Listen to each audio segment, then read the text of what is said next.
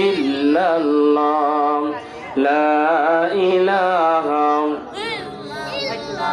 বহু দূরে মদিনা আমরা কেমনে যাব জানি না দয়া কর দয়ার আল্লাহ দয়া কর দয়ার আল্লাহ মিটাও মনের বাসনা লা ইলাহা ইল্লাল্লাহ লা ইলাহা মুহাব্বতের সাথে লা ইলাহা লা ইলাহা ইল্লাল্লাহ লা ইলাহা আসিয়া বলে আল্লাহ আল্লাহ ফেরাউন দিল তার কতই জ্বালাম আর সহায়তে মৌলাই ডাকে আর সহায়তে মৌলাই ডাকে খুলে দাও স্বর্গের তালা লা ইলাহা ইল্লাল্লাহ লা ইলাহা লা ইলাহা ইল্লাল্লাহ মুহাম্মাদুর রাসূলুল্লাহ সকলে বলুন সাল্লাল্লাহু আলাইহি ওয়াসাল্লাম আমার ভাইয়েরা বাবাজিরা পর্দার অন্তরালের মা বোনেরা আমি বলতেছিলাম হযরত মুসা আলাইহিস সালাতু ওয়াস সালাম ডাকতে বলবে হাসরবাসীরা আমিও তোমাদের জন্য কিছুই করতে পারবো না আজকের এই কঠিন মুহূর্ত আল্লাহ পাক যদি ডাকতে কয় মুসা রে ওই ঘটনার জন্য যদি আমাকে জিজ্ঞাসাবাদ করা হয় কেন তুমি থাপ্পড় দিয়ে একটা মানুষকে হত্যা করলেন আসলে তো মারার জন্য মারি নাই কিন্তু একটা থাপ্পড় খাওয়ার পাপ কিবুতি বংশের ওই যুবকটা যখন মারা গেলেন মুসা আলাইহিস সালাম দৌড়ে মিশর ত্যাগ করে অন্য দেশে চলে গেলেন সবাই জোরে জোরে কন্যা সুবহানাল্লাহ মুসা আলাইহিস সালাম ডাকতে বলতেছেন হাসরবাসীরা আজকের এই কঠিন মুহূর্তে আমাকে যদি জিজ্ঞাসা করা হয় আমি জবাব দিতে পারবো না অকালা মুসা ইয়া নাফসি ইয়া নাফসি মুসা আলাইহিস সালাম বলবে আমার কি হবে আমার কি হবে আল্লাহু আকবার হযরত মুসা আলাইহিস সালাম ডাকতে হাসরবাসীরা তোমরা চলে যাও হযরত ঈসা আলাইহিস সালামের কাছে দেখো তিনি তোমাদের জন্য কিছু করতে পারেন কিনা হযরত ঈসা আলাইহিস সালাম সমস্ত হাসরবাসীরা ডাকতে বলবে আল্লাহর নবী এই হাসরের এই কঠিন ভয়াবহ এই আযাব আমরা সহ্য করতে পারছি না মেহেরবানি করে আল্লাহর কাছে গিয়ে একটু আবদার করুন তাড়াতাড়ি যেন বিচারের ব্যবস্থা করে দেন হযরত ঈসা আলাইহিস সালাম ডাকতে বলবে হাসরবাসীরা আমিও তোমাদের জন্য কিছুই করতে পারবো না কারণ সমগ্র খ্রিস্টান সম্প্রদায় আমাকে আল্লাহর পুত্র বলেছে নাউজুবিল্লাহ সমস্ত খ্রিস্টান জগৎ ঈসা আলাইহিস সালামকে আল্লাহর পুত্র বলে ডাক দিয়েছেন ঈসা আলাইহিস সালাম বলতেছে হাসরবাসীরা আজকে যদি আল্লাহ আমাকে জিজ্ঞাসা করে সমস্ত খ্রিস্টান জগৎ থেকে আল্লাহর পুত্র বলল কেন আমি জবাব দিতে পারবো না সুতরাং আমার অবস্থা কি হবে আমি আমাকে নিয়েই ব্যস্ত সমস্ত হাসরবাসীরা ব্যর্থ হয়ে যাবে আল্লাহর নবী হযরত ঈসা আলাইহিস সালাম ডাক দেয়া হাসরবাসীরা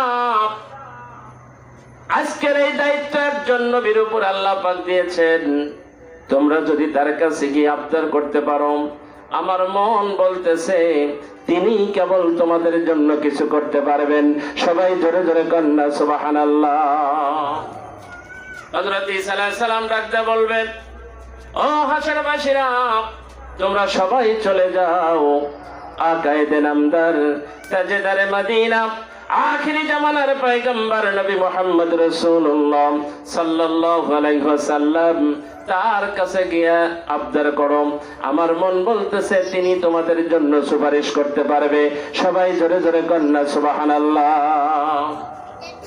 সমস্ত হাসরবাসীরা আল্লাহর নবী মাকামে মাহমুদে সিজদায় পড়ে থাকবেন। সব হাসরবাসীরা ডাক দেউল বলবে, ইয়া রাসূলুল্লাহ, হাবিবাল্লাহ, আমরা এই কঠিন মুহূর্তের ভিতরে আছি। মাথার আঘাত উপরে সূর্য, মাথার মগজ গলে গলে নাক মুখ দিয়ে পড়তে থাকবে, মাথার চান্দি ফেটে যাবে, মাটি পড়ে তামা হয়ে যাবে।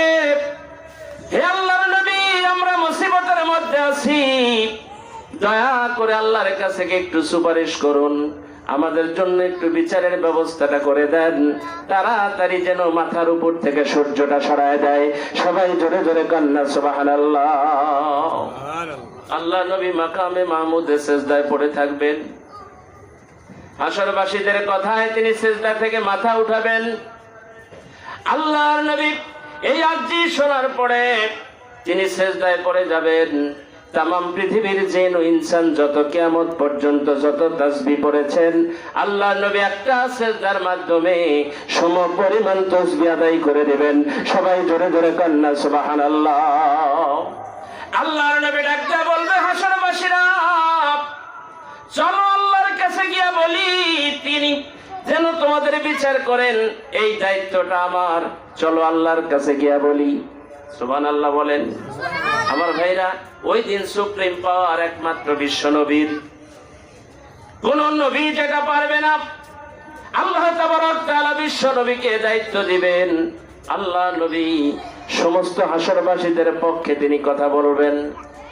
আমার আল্লাহ কাহার নাম ধারণ করে থাকবেন। কিতাবের ভিতরে লেখা আছে, আল্লাহর ওই সময় এমন মেজাজ থাকবে, কেউ তার সামনে গিয়ে কথা বলার সাহস করতে পারবে না। আল্লাহর নবী চারজন সাহাবায়ে কেরাম, হযরত আবু বকর, হযরত ওমর, হযরত উসমান গনি, হযরত আলী কাররামাল্লাহু ওয়াজহু আলাইহিম আজমাইন, এই চারজন সাহাবীর আমলনামা আল্লাহর চোখের সামনে, কুদরতি চোখের সামনে ধরবেন। সবাই জোরে জোরে কান্না সুবহানাল্লাহ। এই চারটা আমলের দিকে তাকানোর পর আল্লাহ আস্তে আস্তে খামোশ হবেন। আল্লাহ রাসূল তখন তার কাছে বিচারের জন্য আবদার করবেন। হাসরবাসীরা সহ্য করতে পারছে না, একটু মেহেরবানি করে তাড়াতাড়ি বিচারের ব্যবস্থা করে দেন। আমার ভাইয়েরা, বাজানেরা, আল্লাহ তাবারক তাআলা ডাকতে বলবে, আমার হাবিব যখন আবদার করেছে আর আশাজিমে বসে থাকবো না, তাড়াতাড়ি বিচারের ব্যবস্থা করে দাও। সিঁড়ি লাগাও, সিঁড়ি লাগাও। আল্লাহ পাক আর শাজিম নিয়ে আরাফার ময়দানে অবস্থান করবেন। সবাই জোরে জোরে কান্না সুবহানাল্লাহ। আল্লাহ তাবারক তাআলা আর শাজিম নিয়ে জমিনে চলে আসবেন। আরাফার ময়দান হবে বিচারের জায়গা। আল্লাহ পাক আর শাজিম থেকে নামার পরে তিনি লক্ষ্য করবেন, লক্ষ কোটি কোটি আল্লাহর বান্দারা এদিক সেদিক ছুটাছুটি করতেছেন। আল্লাহ তাবারক তাআলা সর্বপ্রথম যেই বাক্যটা ব্যবহার করবেন, সূরা ইয়াসিনের ভিতরে আল্লাহ পাক বলেন, ওয়ান্তাসুল ইয়াউমা আইয়ুহাল মুজরিমুন,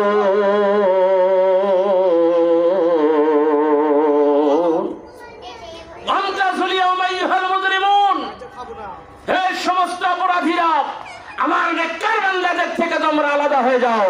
সবাই জোরে কোন সুবহানাল্লাহ। আমার নেককার বান্দাদের থেকে আলাদা হয়ে যাও। হাসরের ময়দানে আমার নেককার বান্দাদের সাথে তোমাদের মিলিত হওয়ার কোনো সুযোগ নাই, কারণ দুনিয়াতে তোমরা একই সাথে অবস্থান করেছো। আজকের দিনে একসাথে অবস্থান করার সুযোগ নাই, সুতরাং তোমরা আলাদা হয়ে যাও। আল্লাহর নবী বলেন, এই ঘোষণা দেওয়ার সঙ্গে সঙ্গে তাফতারিকু উম্মতি ৭০ সালাসা, সঙ্গে সঙ্গে ৭৩টা কাতার হয়ে যাবে। সবাই চিৎকার দিয়ে কন্যা সুবহানাল্লাহ। কয়টা কাতার হবে? ৭৩টা কাতার হবে। একটা কাতার বিনে হিসেবে আল্লাহ জান্নাতের ফয়সালা দিয়ে দিবেন। সবাই জোরে জোরে কোন সুবহানাল্লাহ। সর্বপ্রথম একটা কাতার বিনে হিসেবে আল্লাহর জান্নাতে চলে যাবে।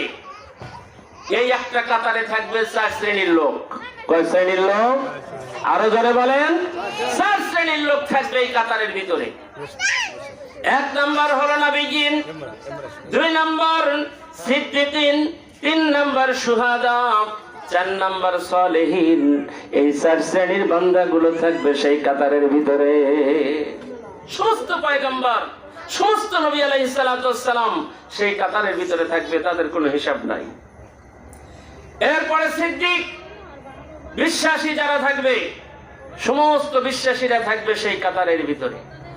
3 নাম্বার শহীদগণ থাকবে, যারা দিন কায়েমের আন্দোলনে নিজের জীবনকে উৎসর্গ করে, বিবি বাল বাচ্চার মহব্বত ত্যাগ করে আল্লাহর জমিনে আল্লাহর দ্বীনকে বাস্তবায়ন করার জন্য যারা বুকের রক্ত ময়দানে ঢেলে দিয়ে শাহাদাত বরণ করেছেন, এই লোকগুলো থাকবে সেই কাতারের ভিতরে। চিৎকার দেখান সুবহানাল্লাহ। 4 নাম্বার থাকবে সালেহীন বান্দা, যারা নিজেকে সংশোধন করেছেন, সালেহ বান্দা যারা, আল্লাহর খাস বান্দা যারা, তারা থাকবে সেই কাতারের ভিতরে। আমার ভাইরা, বিনা হিসেবে আল্লাহর জান্নাতে যেতে চাইলে আমরা সবাই, কথা বলেন, সবাই যেতে চাই। হিসাব দিয়ে কিন্তু আল্লাহর জান্নাতে যাওয়া সহজ না।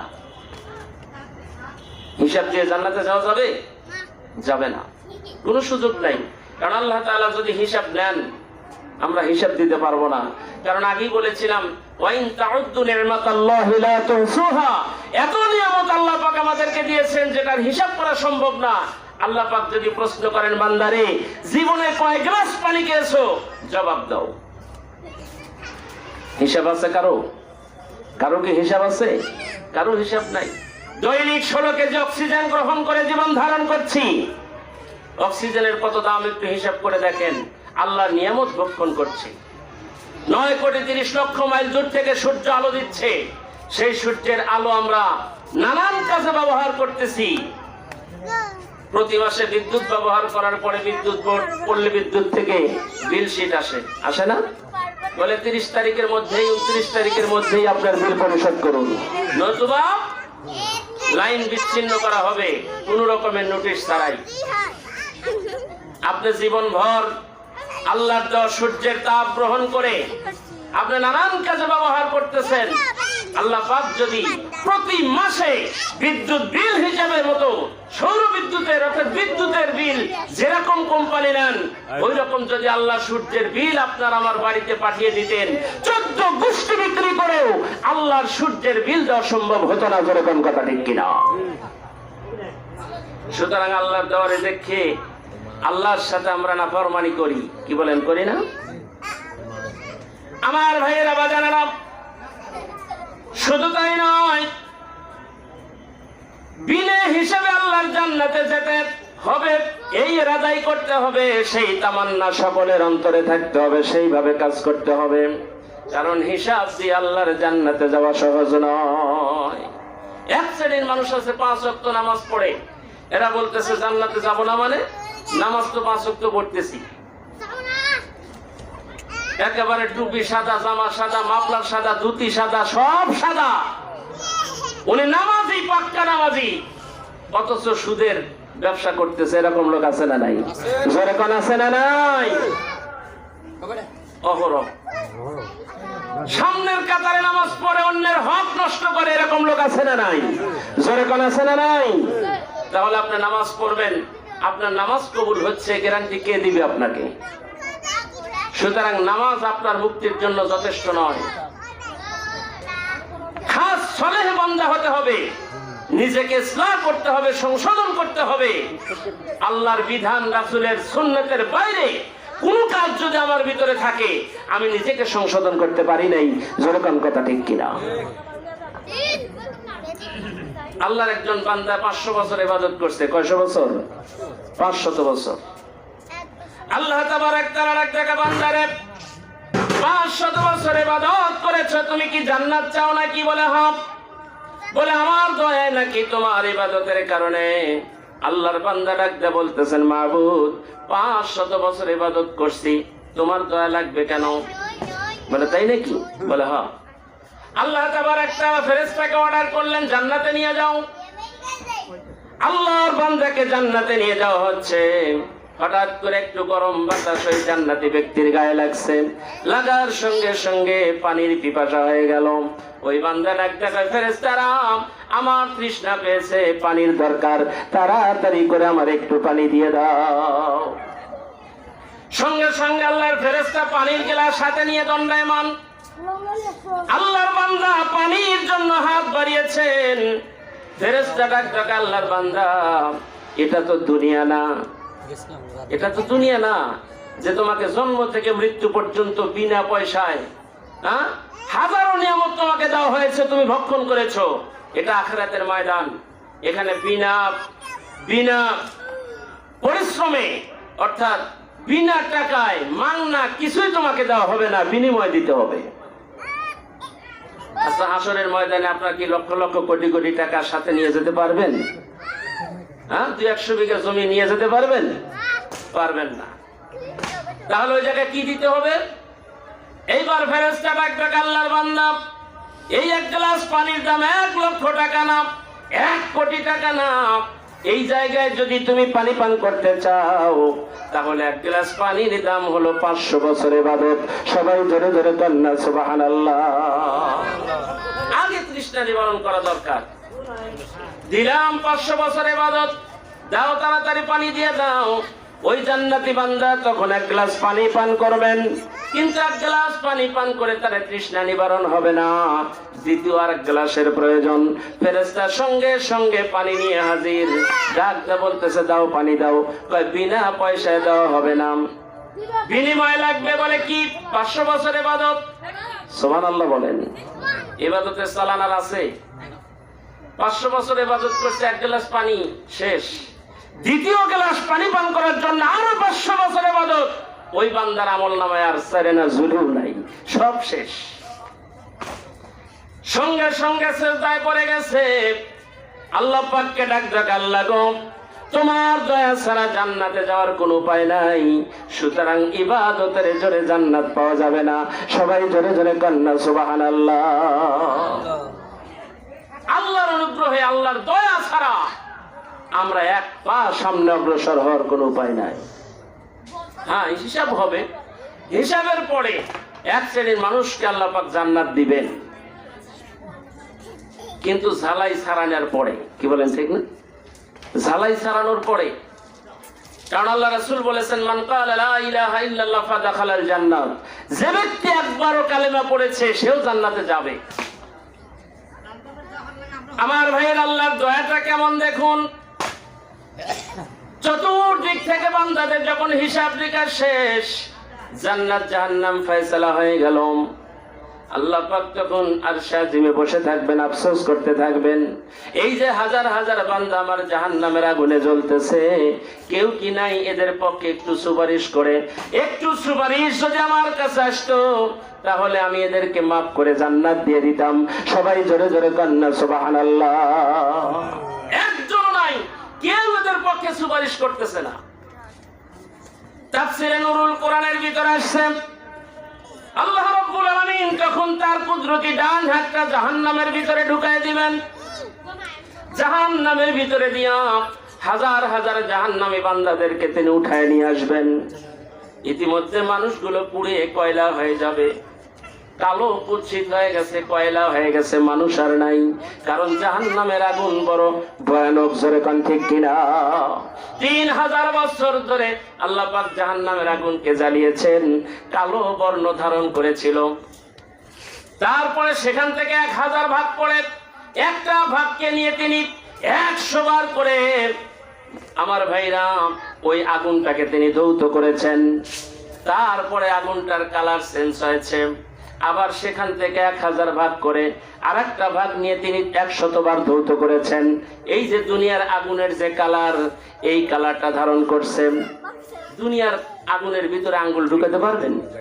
কি বলেন, পারা যাবে? তাহলে জাহান্নামের ভিতরে মানুষগুলো মুহূর্তের ভিতরেই পুড়ে কয়লা হয়ে যাবে। আল্লাহ পাক তখন কুদরতি ডান হাত দিয়ে জাহান্নামীদেরকে উঠাবেন। উঠানোর পরে আরশে আজিমের নিচে স্থান দিবেন। মুষলধারে বৃষ্টি হবে। 40 দিন পর্যন্ত বৃষ্টি হওয়ার পরে ওই লোকগুলোকে আল্লাহ পাক আবার মানুষের আকৃতি ধারণ করাবেন। তারপরে আল্লাহ বলবেন যে আমার দয়া হলো, কারণ আমি নিজের হাতে আমার বান্দা তৈরি করেছি, মানুষগুলোকে তৈরি করেছি। এই জাহান্নামের আগুনে আমি কেমনে পোড়াই, আমার বান্দাদেরকে আমি আল্লাহ জান্নাত দান করলাম। সবাই জোরে সুবহানাল্লাহ। আমার ভাইরা বাজানেরা, যেই কথা বলতেছিলাম, বিশ্ব নবী, নবী ছাড়া কোনো গতি নাই। জোরে কোন ঠিক কিনা? নবীর আদর্শ ছাড়া গতি নাই। যে নবী দুনিয়াতে উম্মতের কথা বলেছেন, কবরে শুয়ে শুয়ে উম্মতি উম্মতি বলে কাঁদতেছেন, ইয়াউমাল কিয়ামতের ময়দানেও নবী উম্মতের পিছনে দৌড়াবেন। বিচারের ব্যবস্থা যখন হবে, ডান দিকে 313টা চেয়ার থাকবে, বাম দিকে মাত্র একটা চেয়ার থাকবে, মাকামে মাহমুদ। জোরে কান সুবহানাল্লাহ। প্রশংসিত একটা স্থান বিশ্বনবীকে দান করা হবে। আল্লাহ পাক প্রতিশ্রুতি দিয়েছেন। বিচার শুরু হয়ে যাবে, সমস্ত পয়গম্বর ডান দিকে থাকবে, বাম দিকে থাকবে আল্লাহর জাহান্নাম। ওই সাইডে একটা আসন দেওয়া থাকবে। বিশ্বনবীকে ডাক দিয়ে বলা হবে, আল্লাহর নবী, হে আমার হাবিব, আমার বন্ধু, আপনি এত দৌড়দৌড়ি করতেছেন কেন? আমি আল্লাহ তাআলা ওয়াদা করেছি মাকামে মাহমুদ আপনাকে দান করব। এই যে মাকামে মাহমুদ সম্মানিত আসনটা আপনাকে দেওয়া হয়েছে, আজকের দিনের জন্য চিফ গেস্ট হলেন আপনি। জোরে জোরে কন্যা সুবহানাল্লাহ। আপনি হলেন প্রধান আকর্ষণ, চিফ গেস্ট। সুতরাং এই আসনটাকে আপনাকে দেওয়া হলো। বিশ্বনবী ওই চেয়ারের কাছে গিয়ে তিনি দাঁড়ায় থাকবেন, আল্লাহকে ডাকতে বলবেন, আল্লাহ, আমি এই চেয়ারে বসার সময় আমার নাই, কারণ আমার উম্মতদেরকে আমি কথা দিয়েছি, আমি থাকবো হাসরের ময়দানে, আমি থাকবো মিজানের পাল্লার কাছে, আমি থাকবো হাউজে কাউসারে, আমি থাকবো পুলসিরাতে। আমার উম্মতেরা যদি দৌড়াদৌড়ি করে সেখানে গিয়ে না পায়, তাহলে তারা হয়রান হয়ে যাবে, পেরেশান হয়ে যাবে। এই জন্য আমি এক দৌড় দেবো পুলসিরাতে, আর এক দৌড় দেবো হাউজে কাউসারে, আর এক দৌড় দেবো মিজানের পাল্লায়। চিৎকার দেখুন সুবহানাল্লাহ। যে নবী উম্মতের জন্য হাসরের ময়দানে ব্যতিব্যস্ত হয়ে যাবেন, সেই নবীর আদর্শ গ্রহণ করার দরকার। জোরে কন্ত আছে না নাই? আরো জোরে বলেন, আছে না নাই? আজকে সেই নবীর আদর্শের কথা বললেই, সেই নবীর কথা বললেই এক শ্রেণীর মানুষের কপাল ভাঁজ হয়। দুনিয়াতে রাসূলের কথা সহ্য হয় না, কিয়ামতের ময়দানে রাসূল তোমার কোনো কাজে আসবে না। জোরে কোন কথা ঠিক কিনা? আমার ভাইরা বাজানেরা, এই দুনিয়ার কোন মানুষ মাথার ঘাম পাইলে পায়ে ফেলে কষ্টে উপার্জিত সম্পদ বিবি বাল বাচ্চাদের জন্যই তো করে। কি বলেন, করে না? স্ত্রীর জন্য, সন্তানের জন্য এত পরিশ্রম মানুষ করেন। আমার ভাইয়েরা, আপনার স্ত্রী, আমার স্ত্রী এত কষ্টের টাকা ভোগ করার পরে আপনার কথা না শুনে, আমার কথা না শুনে যদি অন্য একটা মানুষের কথা মতো ওঠা বসা করে, বলেন তো ওই পুরুষকে ওই স্ত্রীকে রাখবে নাকি? হ্যাঁ, সংসার কি টিকবে? টিকবে না। কারণ আমার কথা শোনে না, আর একজনের কথা মতো ওঠা বসা করে। দুনিয়ার কোন সুস্থ বিবেকবান মানুষ ওই সংসার টিকে রাখতে পারবে না। কারণটা কি? ওই স্ত্রীর প্রতি আপনার এতটুকু অধিকার কেন হলো? আমরা কি স্ত্রীদেরকে বানাচ্ছি? কথা কন না কেন? বানাইছি নাকি? বানাই নাই, তৈরি করি নাই। শুধুমাত্র একটা পোশাক দিছি, কিছু ভাত দেই, কিছু খরচ তাদের পিছনে করি, যার কারণে এতটুকু মাতবাড়ি করি যে আমার কথা শুনতে হবে, অন্যজনের কথা তোমাকে শোনা যাবে না। এই তো আল্লাহ তাআলা সুন্দর করে চেহারাটা বানায় দিয়েছেন, সুন্দর আকৃতিতে দুইটা ঠোঁট তৈরি করে দিয়েছেন। আপনি ওই সুন্দর ঠোঁটে না হয় একটু লিপস্টিক কিনে দিয়েছেন, সুন্দর করে আল্লাহ পাক চুল তৈরি করেছেন, ওই চুলে না হয় আপনি একটু তেল কিনে দিয়েছেন। আল্লাহ পাক সুন্দর করে বডি তৈরি করেছেন, হাত তৈরি করেছেন, ওই হাতে একজোড়া চুড়ি আপনি কিনে দিয়েছেন। এই তো বাহাদুরি। এতটুকুন দেওয়ার কারণে ওই স্ত্রী যদি আপনার কথা না শুনে বাড়ির অন্য পাড়ার অন্য মানুষের কথা শুনে, আপনার যেরকম মাথা খারাপ হয়ে যায়, আল্লাহ রাব্বুল আলামিন ডাকে, বান্দারে, এত সুন্দর করে তোমাদেরকে সৃষ্টি করেছি, তুমি যদি আমার কথা না শুনে যদি শয়তানের কথায় ওঠা বসা করো, আমি রব্বুল আলামিনের অমনি মাথা খারাপ হয়। জোরে জোরে কন্যা সুবহানাল্লাহ। আল্লাহর আদর্শ, আল্লাহর নবীর বিধান, আল্লাহর বিধান, আল্লাহর নবীর আদর্শ, এইটা যদি আমাদের ভিতরে না থাকে, আল্লাহ বলেন, তোমরা যেরকম স্ত্রীদেরকে তালাক দিয়ে দাও, আমিও তোমাদেরকে তালাক দিয়ে জাহান্নামে পাঠিয়ে দেব। জোরে কন্যা নাউজুবিল্লাহ। নবীর আদর্শ নাই, নবীর মহব্বত, প্রেম, ভালোবাসা অন্তরে নাই, কিয়ামতের ময়দানে রাসূলের সুপারিশ পাওয়ার জন্য অধীর আগ্রহে বসে থাকবেন। ওর চাইতে বোকা মানুষ পৃথিবীতে আর নাই। আছে? হাদিস শরীফে আল্লাহর নবী বলেন, সবচাইতে বুদ্ধিমান ওই ব্যক্তিগুলো যেই ব্যক্তি দুনিয়াতে আখিরাতের সামান তৈরি করেন, কবরের জন্য সামান তৈরি করেন, হিসাব তৈরি করেন, আমল তৈরি করেন, ওই লোকটা হলো সবচাইতে বুদ্ধিমান। জোরে কান সুবহানাল্লাহ। আর সবচাইতে বোকা নাদান হলো ওই লোকগুলো যারা দুনিয়াতে আখিরাতের পথেও সংগ্রহ না করে দুনিয়া নিয়ে ব্যস্ত থাকে। ওই লোকগুলো হলো সবচাইতে বড় বোকা। আল্লাহ রাসূল বলেছেন, বোকা হলো ওই লোকগুলো যারা দুনিয়াতে দুনিয়া দুনিয়া করে, এটা আমার, ওটা আমার, এটা আমার, এইটা নিয়ে যারা ব্যস্ত থাকে, আখিরাতের কোনো সামান তৈরি করে না, অথচ জান্নাতের আশা করে। এই লোকগুলো হলো সবচাইতে বড় বোকা। করে না এরকম লোক? নামাজ নাই, কালাম নাই, রাসূলের আদর্শ নাই, বিধান নাই, সারা শরীরে টর্চ লাইট দিয়ে খুঁজলেও একটা সুন্নাত খুঁজে পাওয়া যাবে না, অথচ দাবি করে আমি নবীর উম্মত, দাবি করে আমি আশেকে রাসূল। আছে না এরকম লোক? বড় বড় চুল, বড় বড় মোষ, হাত পায়ে বালা, গলায় মালা, লোহার শিকল গায়ে, জট পরিধান করা, মাথায় জট। আছে না এরকম লোক? নামাজ কালাম নাই, কিচ্ছু নাই, ওযু নাই, গোসল নাই, চামচিকা গন্ধ গাও দিয়া, অথচ দাবি করে যে আমি আশেকে রাসূল। এটা এরকম লোক আমাদের সমাজে আছে। যেরকম আছে না নাই? কোন বিধানে পাইছে আল্লাহ জানে। সুতরাং সাহায্য কামনা করতে হবে আল্লাহর কাছে, চাইতে হবে কার কাছে? আল্লাহর কাছে। দয়া কামনা করতে হবে আল্লাহর কাছে। সম্মানিত ভাইয়েরা আমার, যেই নবীজি হাসরের ময়দানে উম্মতের জন্য ব্যস্ত, কবরের মধ্যে যেই নবী উম্মতের জন্য ব্যস্ত হবেন, দুনিয়াতে সেই নবীর আদর্শ গ্রহণ করার দরকার আছে না নাই? আমার ভাইয়েরা, কিয়ামতের ময়দানে আল্লাহর নবী হযরত আয়েশা সিদ্দিকা প্রশ্ন করেছিলেন, ইয়া রাসূলুল্লাহ, ইয়া হাবিবাল্লাহ, আপনি আপনার উম্মতের জন্য যে সুপারিশ করবেন, 1,24,000 পয়গম্বর এই পৃথিবীতে আসছেন, সকল নবীর উম্মত আছে, আপনার উম্মত গুলোকে আপনি কিভাবে চিনবেন?